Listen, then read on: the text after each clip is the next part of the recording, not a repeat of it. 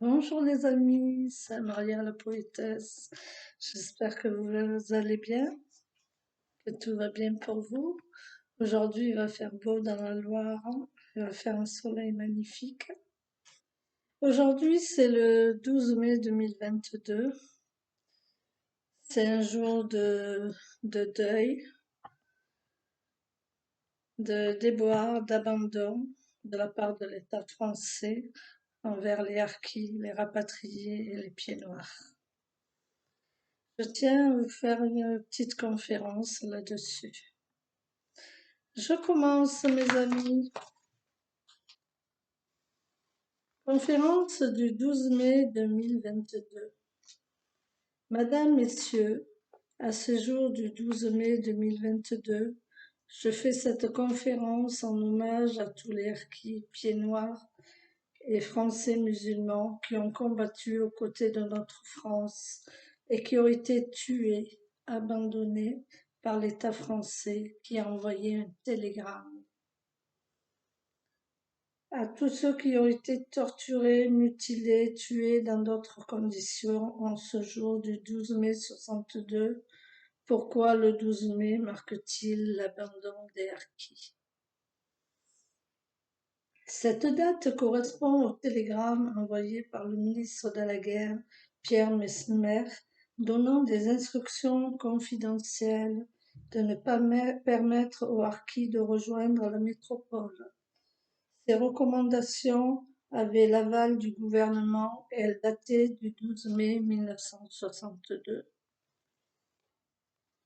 Ces consignes démontrent clairement la volonté d'abandon de ces supplétifs de l'armée française après, ne l'oublions pas, qui furent désarmés. Cette correspondance sera suivie par une autre, celle du ministre d'État chargé des Affaires algériennes, Louis Joxe, qui avait adressé à Christian Fouché, haut commissaire en Algérie, le télégramme suivant.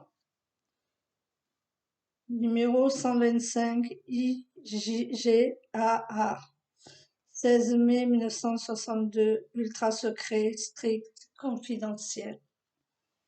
Ministre État Louis Joxe demande à haut-commissaire rappeler que toute initiative individuelle tendant à installation métropole français musulmans sont strictement interdites. En aviser urgence tout chef SAS et commandant d'unité. Signé Louis Joxe. Suite à ces décisions, des harkis arrivés en France furent renvoyés en Algérie. D'autres qui se trouvaient dans des bateaux furent débarqués et certains arrêtés sur le quai par des hommes armés. On ne peut que deviner leur sort. Quelle tragédie! Voilà ce qu'écrit sur cet abandon l'écrivaine Zahia Rahmani, fille de harki, dans son livre d'une grande force intellectuelle et qui porte en titre le nom de son père, Moz. La métropole pouvait dormir, oublier cette chose nationale, ce département qu'on voulait à soi, mais sans ces militaires qui n'agissent jamais en républicains, sans ces pieds noirs à l'accent honteux, sans ces harkis dont il faudrait dire l'existence. Dormir, tirer un trait, la guerre est finie, enfin, à l'arrière tous, oublier ces lépreux qui tendent la main, ces traîtres, ces suppôts de l'Ouest. Et l'Algérie était dorénavant interdite aux seuls harkis. Les conditions d'accueil des rescapés. Les harkis et leurs familles qui purent échapper aux représailles arrivèrent en France où pratiquement rien n'était prévu pour les accueillir.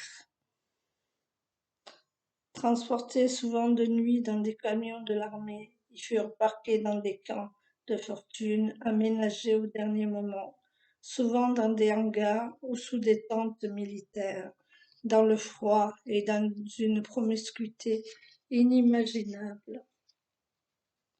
Comble de l'ironie, certains de ces lieux, comme Roosevelt, servirent de centre de détention de militaires du FLN, qui venait d'ailleurs tout juste d'en sortir avant l'arrivée des Harkis.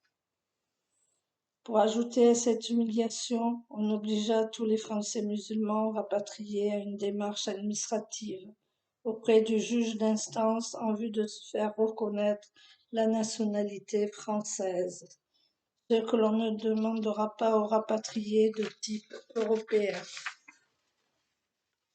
Mon père a eu cette reconnaissance. Il a fallu qu'il passe devant le tribunal. C'est humiliant et c'est honteux de la part de l'État français. C'est ainsi que même le Bachaga Boualam, pourtant commandant de l'armée, distingué de la Légion d'honneur à titre militaire, député et vice-président de l'Assemblée nationale jusqu'en juillet 1962, dut se prêter à cette formalité d'obtention de la nationalité française, et on lui réclama même de payer un timbre fiscal à l'administration. C'est une grande honte de la part du gouvernement français, du gouvernement de Gaulle.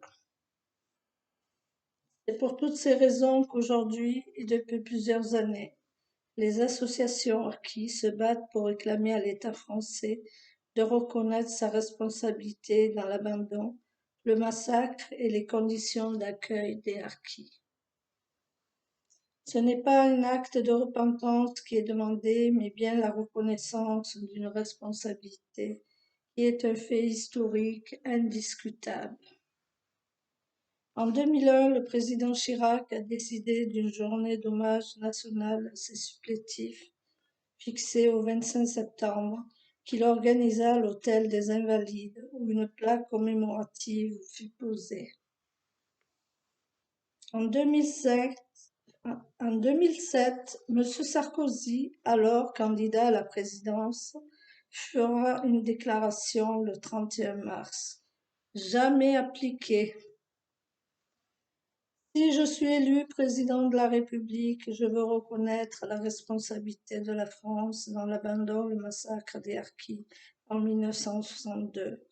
Et je le veux afin que l'oubli ne les assassine pas une deuxième fois. En 2012, M. Hollande, pendant sa campagne pour la présidence de la République, écrira le 5 avril 2012. Si le peuple français m'accorde sa confiance, je m'engage à reconnaître publiquement les responsabilités des gouvernements français dans l'abandon des Harkis, le massacre de ceux restés en Algérie et les conditions d'accueil des familles transférées dans des camps en France.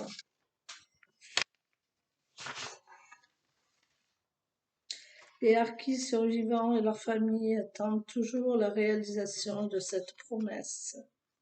Beaucoup reconnaissent tardivement que ces horribles massacres ont saigné à jamais l'Algérie indépendante et qu'elle en garde les séquelles jusqu'à aujourd'hui et que la responsabilité des autorités françaises reste très lourde.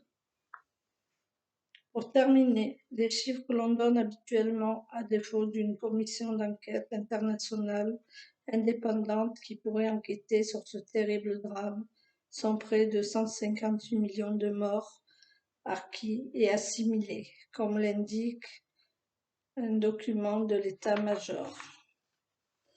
À ce jour, il n'y a qu'un seul président de la République qui a tenu parole, c'est Emmanuel Macron. Il a fait une loi qui donne qu'à ceux qui ont vécu dans les camps. Malheureusement, ce n'est pas assez, il a oublié les autres harkis qui ont galéré, vécu la misère, la xénophobie, la maltraitance.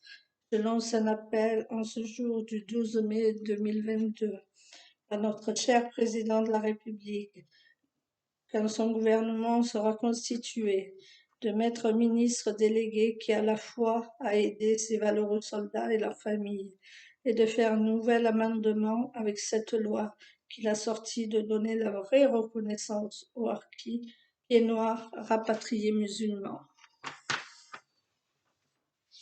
Pour ce fait, ma conférence est terminée. J'espère qu'elle vous a plu. Likez-moi et abonnez-vous à ma chaîne. Aujourd'hui, c'est un jour important pour les harkis. C'est l'abandon, c'est la maltraitance, la torture qu'ils ont vécue et tout cela, et j'en passe. Et j'ajouterai un mot, Monsieur Gaston de Fer, car les harkis sont arrivés à Marseille, il a donné l'ordre de les jeter à la mer. Il ne les voulait pas, ce communiste. C'est une honte, c'est de la xénophobie qu'il a fait à l'époque. Je vous laisse, mes amis, passez une bonne journée, au revoir et bon deuil à tous mes amis harkis en ce jour du 12 mai. C'est le jour où il y a eu tant de massacres. Mes amis harkis pieds noirs et rapatriés musulmans. Au revoir.